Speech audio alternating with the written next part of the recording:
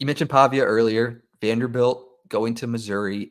We were high on Vanderbilt early. They've tempered those expectations down a little bit in that game against Georgia State last week. Missouri did well against their first test in Boston College. Missouri's coming in as 20-point favorites. The spread, the over-under is 53.5. I really like Missouri. I know you're pretty high on Missouri and Luther Burden this year, so let's hear it. Yeah, Vegas loves to put these big spreads on Missouri, huh? Well, last week Yeah. was 16 for Boston College, and and Missouri's been playing some decent competition here the last couple weeks.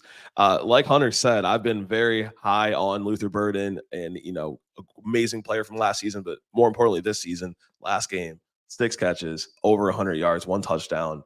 Easy work for Luther. Brady Cook was warm, and so this Missouri team seems like they're rocking and rolling. They've given us no reason to not believe in that offense and what they can do on the defensive side. It's just a perfect culmination for that B+ grade we talked about, right? The run game is solid. It's above average. The passing game is incredible. You got Theo Weiss, you have Luther Burden, and when you think about what they need to do on the defensive side. They did a good job of stopping Thomas Castellanos and forcing him to try to win the game in the air.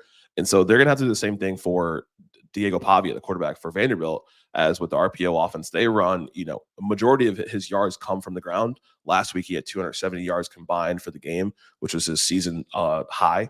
So that will be the main challenge. But on the offensive side, as you mentioned with Missouri, no concerns there.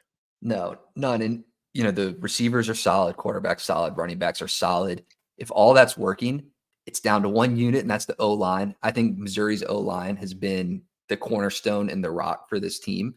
We've seen Eli Drinkwitz be really special at taking the players that he has and building an offense around their capabilities.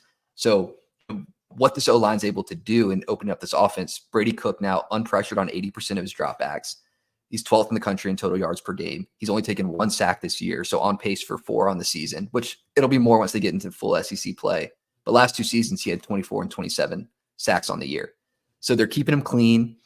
We're not seeing the high-powered passing offense that we saw from them last year. They have 10 rushing touchdowns and 2 passing touchdowns.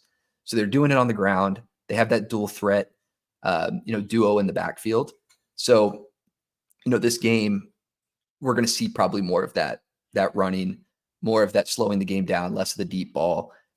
Fans want to see it come back, air it out to Luther Burden, but I think there's nothing wrong with getting him in space, letting the receivers make those rack plays that, like you mentioned, Theo Weiss, Luther Burden, great at doing. Defensively solid. Vanderbilt, on the other hand, it's kind of a question mark. Like, what team are we going to get? Are we going to get the Virginia Tech team, or are we going to get the Georgia State team?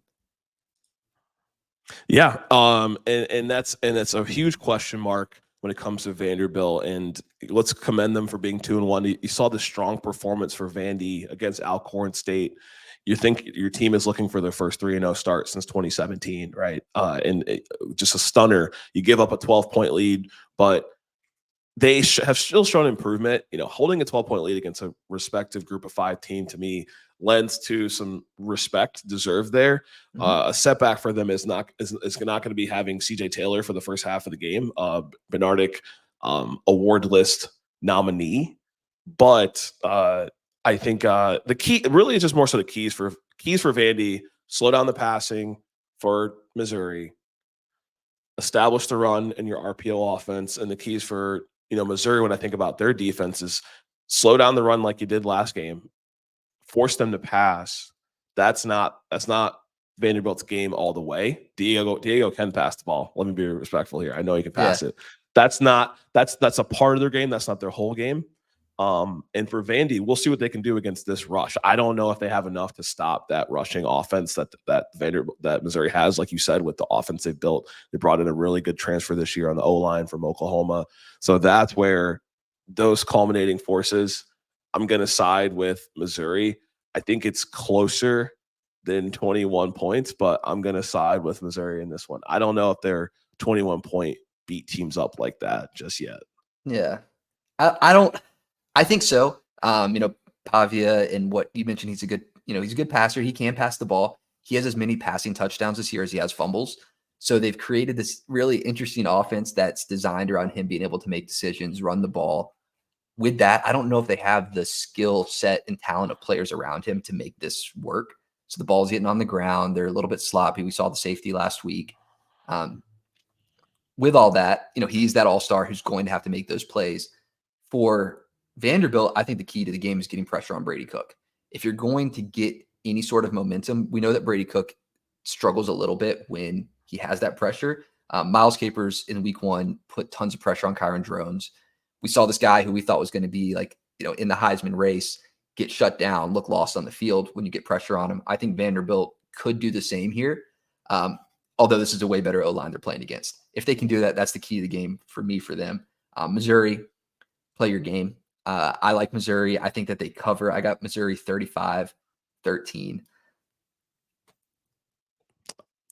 That's all it is. Play your game, right? If Missouri plays their game is always going to be better than Vanderbilt's. But they they line up between the lines for a reason. Anything can happen. I'm still rocking with Missouri in this game. Let's go Mizzou. I have it going to be 28-14.